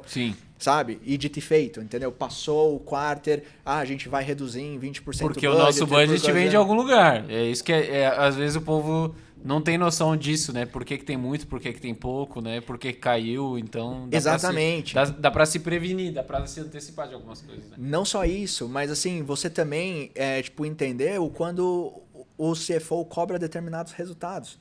Porque assim, cara, para um CFO, tipo, imagina, o CMO, assim, pensa numa sala de reunião onde só tem si, sabe? tá lá o CEO, todo tá o mundo COO, gasta. o CMO, tá lá, tipo, o CFO. E o CFO, ele é assim, ele é o cara que tem que liberar a grana. Só que ele vai liberar a grana e ele vai querer alguma coisa em troca. Porque o CFO é o cara que lida diretamente com os investidores. É ele que vai preparar toda a documentação de DRE, de balanço e tudo mais. E é ele que vai dar a cara quando ele vai assinar lá Ele tipo, que o aloca documento. recurso em cada... Exato.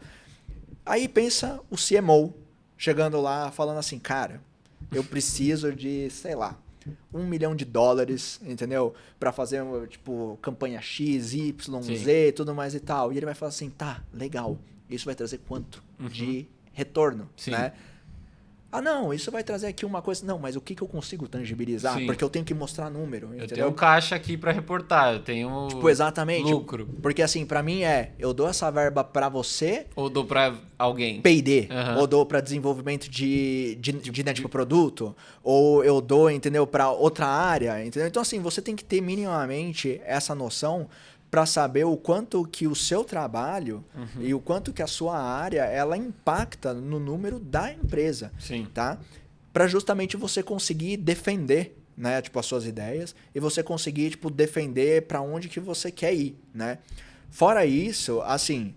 Para mim, assim, pessoas que trabalham em empresas listadas em bolsa... Nossa, não, aí eu tá? estou... Mas, assim, eu acho que, assim, pessoas que trabalham para, tipo, empresa listadas em bolsas, essas pessoas, elas têm uma oportunidade muito grande que pessoas que trabalham em outras empresas não têm, tá? Que é o quê? A transparência, tá? Você lendo qualquer documento financeiro... Você sabe qual é o objetivo de onde você está trabalhando, você sabe para onde a empresa está querendo ir, qual é o plano para os próximos 5 anos e o que... É público, né? Exato, entendeu? Que geralmente você não tem quando é uma empresa pequena. Menor. Exato. Então, assim, para um analista, tá? Se esse analista ele tiver muito claro o que ele quer para a carreira dele... ele já vai saber de cara se aquele lugar ele é tipo, o lugar onde ele vai crescer ou se aquele lugar é só um trampolim para ele ir pro lugar que ele quer realmente estar. Sim. Porque ele vai saber se, cara, hoje, vamos supor, hoje eu tô num time de, sei lá, de 3 pessoas, certo? E é uma tipo, empresa aberta, tá? E eu tô na América Latina, Sim. tá? O cara, ele entrando em um balanço, o cara entrando em uma tipo, reunião né, tipo, apresentação de dados, ele nessa reunião, ele pode ver lá e ele pode ver se, por exemplo, a tipo, empresa quer tipo, investir mais na América Latina. Ele vai saber mais sobre qual é o número que a tipo, América Latina tem.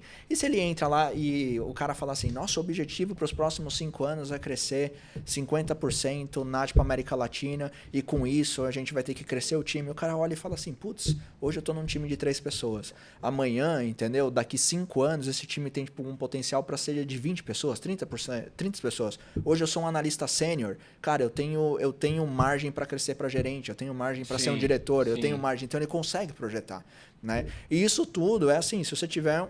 Assim, quando eu falo conhecimento financeiro, é assim, cara, você não precisa ser o contador, entendeu? Sim. Mas tenha o mínimo, entende aonde a sua área impacta numa DRE para você saber aonde você tá. E você conseguir até prever se... E qual que é a linguagem do mercado, né? Senão você fica lá falando de marketing que nem um doido e ninguém entende nada. Você fica falando suas próprias métricas lá e o povo não... E que aí a gente entra muito nessa coisa, né? Você vai conversar com muitas pessoas que trabalham com marketing e para eles a métrica é... sei lá, eu tô crescendo 50% de MQL. Sim. Pô, legal. Sim. Mas e aí? Sim. Quanto que isso tá impactando no negócio? Você tá crescendo quanto em pipe? Você tá crescendo quanto em tipo, receita?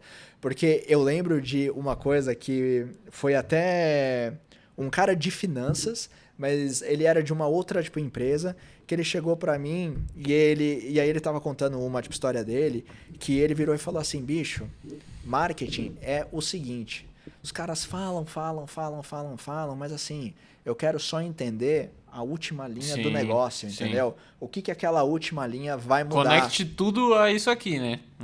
Tipo, exato, você pode falar o que você quiser, você pode enfeitar o que você quiser, mas eu quero saber se aquele número da última linha, ele vai crescer ou ele vai cair. É isso que eu quero saber, entendeu? Então, assim, você tem que saber qual é o impacto que você gera para a última linha do negócio, que é a linha de receita. Muito bom. E de lucro. Muito bom. 2 últimas perguntas. O que você faz lá dentro de Growth na Salesforce que qualquer outra empresa pode fazer também? Cara, em marketing. Tudo. Absolutamente tudo. Né? Assim, isso é uma coisa que eu falo. O simples sendo bem feito, ele é 80% de tudo. Uhum. Tudo o que eu faço lá é possível porque não tem... Assim, não tem mágica, entendeu? Então, assim, você tem o time... Assim, eu tenho, assim, só explicando um pouco sobre a estrutura que o meu time tem. Eu tenho uma pessoa hoje, né? Que é responsável, né, pelo departamento ali que a gente coloca como inbound, mas é a parte de search, né? Ele vai cuidar junto com o time, né? Ele vai cuidar de SEO, ele vai cuidar de SEM. A gente coloca, isso é uma distinção que a gente faz, a gente coloca SEM junto com SEO porque a gente entende que isso são estratégias agregadas e elas se complementam. Legal. Tá? Então a gente coloca muito como força de onde SEM às vezes apoia SEO e SEO libera SEM para ver outras coisas quase que já que rola com inbound e outbound nas empresas também. Exatamente, tá? Então, essa área ela tá cuidando de conteúdo, ela tá cuidando de toda essa parte de search. A gente tem uma outra parte voltada para campanhas pagas. E aí é absolutamente tudo pago, menos search, né? YouTube, LinkedIn, display, Meta, tudo que for. Tudo, exatamente tudo. A gente tem uma outra área focada em e-mail, tá? E aí é uma área responsável só por toda a criação de jornadas. Legal. Né? E essa área, assim, quando eu falo jornadas, eu não estou falando só aquela jornadazinha geral. A gente lá, por exemplo, a gente tem jornadas por campanha. Né? Então, fora a jornada geral, que está lá abastecendo todo mundo, muitas vezes a gente tem jornadas pensadas para geração de campanhas que a gente tem específicas. Tá. Né? E essa galera de e-mail é a galera CRM ou tem mais alguém de CRM para olhar aqui? Não, tem mais...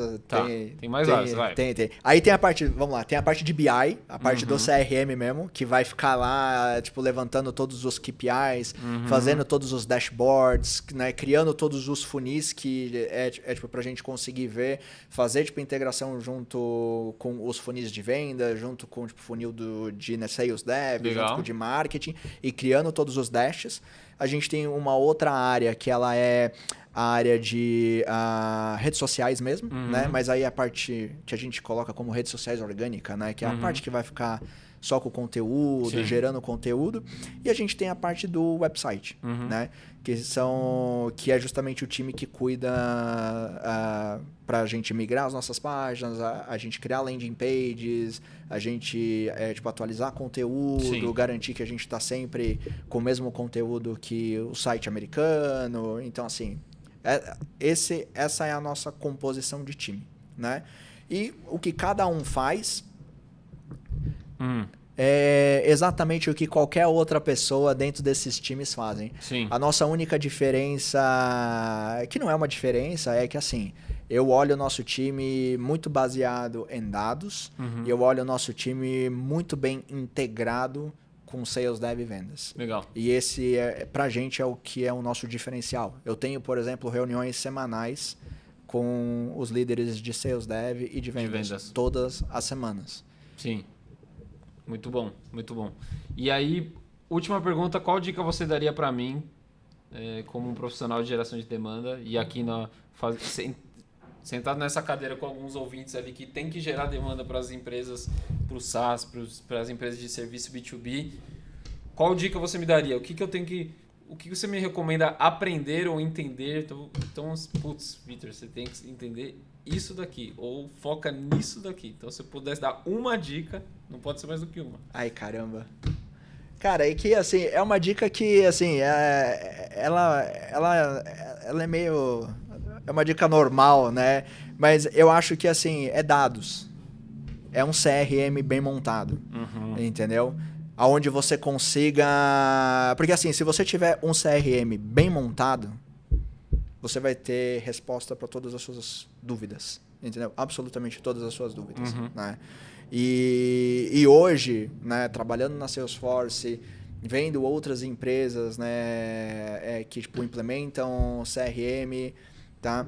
é raro você ver empresas Não, muito, com CRM muito bem raro, montado. Muito é raro. Muito raro. Entendeu? Então, assim, tem muitos gaps. E eu já entendeu? vi muita empresa, eu trabalhei em mais de uma B2B e já vi e acompanhei várias, né, nessa jornada de DGEM, e assim, é muito contrastante a diferença e até as decisões. Então, assim, cara, não fica muito no eu acho e a gente não fica na memória das pessoas. Ano passado a gente fechou... Não, abre aí. Ano passado, tá, esse aqui era o quê? Ah, tá, veio de onde? Ah, o evento tal que a gente patrocinou. Pronto. Então, uma coisa que você às vezes fica queimando muito neurônio, muito tempo e perde o histórico e tal, quando você tem isso estruturado, de fato, tudo é muito mais rápido.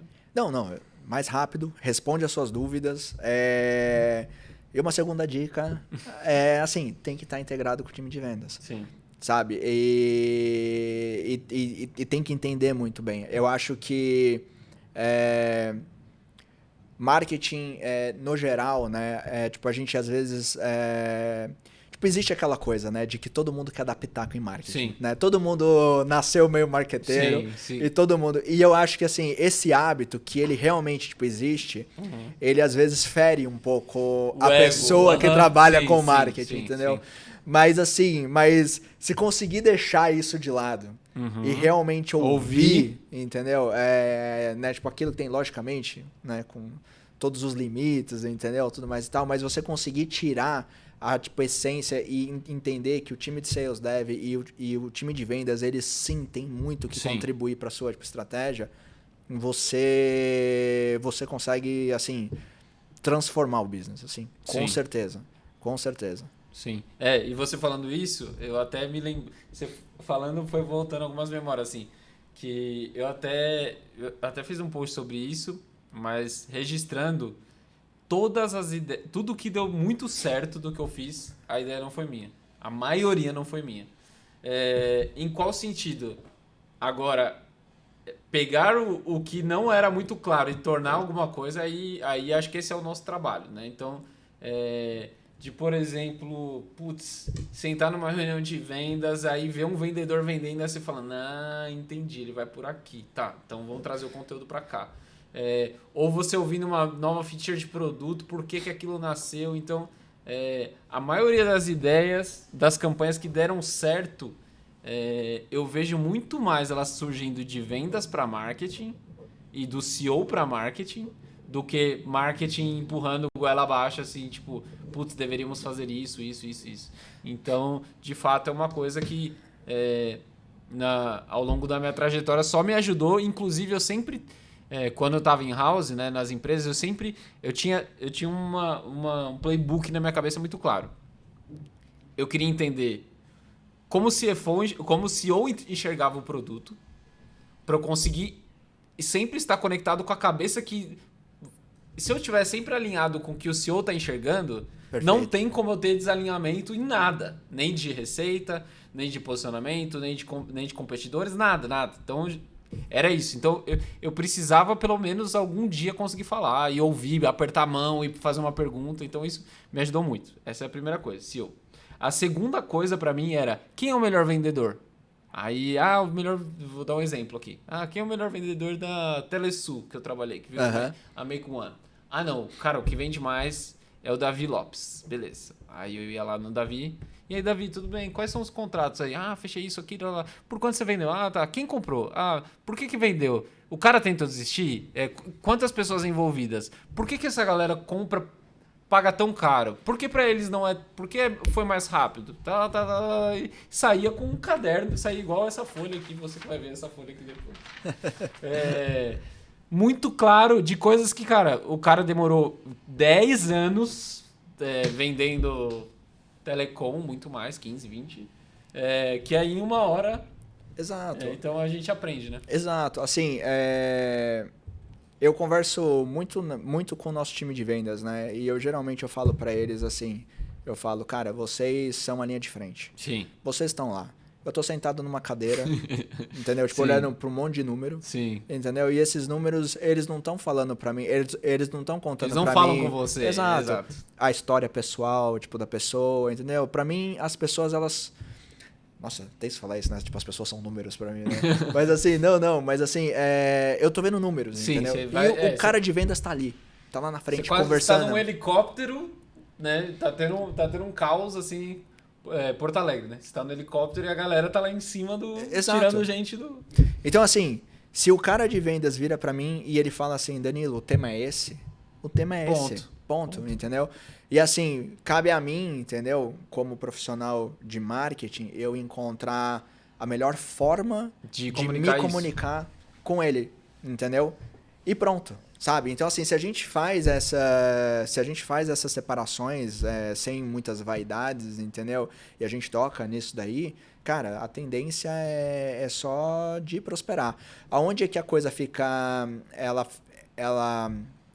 ela fica um pouco mais complicada, tá? É quando vendas quer fazer o trabalho de marketing e marketing quer fazer o trabalho de vendas. Quer ensinar o outro o que fazer, né? Exatamente. Né? Então, aí é que as coisas elas começam tipo, a ficar um pouco mais complicadas, né? Sim. E aí, logicamente, que na hora que você está conversando com essas pessoas, aí precisa de bastante soft skill, né? Para você justamente entender, sabe? Você ter um pouco de empatia, entender tipo, o porquê que as pessoas elas estão levantando aqueles pontos, entendeu? E realmente pegar esses pontos e tipo, aplicar, sabe? Né? E tipo, entender que não é porque a pessoa ela tá falando que de repente uma campanha sua não tá dando resultado que é algo pessoal. Sim. De jeito nenhum. Então, por isso que eu tenho muitas campanhas. Porque aí eu já não levo nada pro pessoal, eu só paro. Muito bom, muito bom. Danilo, obrigado pelo papo. Putz, várias ideias. E eu queria que você, olhando para sua câmera, falasse aí os seus contatos, como o pessoal te acha no LinkedIn também. E mensagens finais, um abraço para sua esposa, se você quiser fazer. Perfeito. Não, abraço para minha esposa, com certeza. Tudo, assim, tudo que eu sou, uma boa parte de tudo que eu faço hoje e como eu sou hoje, eu devo a ela, com certeza. Quero agradecer, né, tipo, a presença de todo mundo. Obrigado, Victor, né, por toda essa oportunidade. E vocês podem me achar... eu tô mais hoje no LinkedIn, né? Vocês podem me achar como Danilo RC Almeida, né? E tô sempre postando alguns conteúdos lá, né? Fico aberto sempre para ter feedback e fiquem à vontade para trocar uma ideia. Muito bom. Valeu, gente. Até a próxima. Um abraço. Tchau, tchau.